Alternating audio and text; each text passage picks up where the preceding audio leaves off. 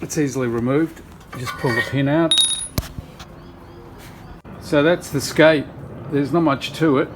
The ramps are removable by just pulling the pin out and lifting it straight off, or you can actually roll it around with the ramp on. It works just as well.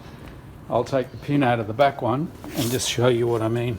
So the pin comes out and it actually will roll very easily with it. Just a bit noisier, and you can roll it away.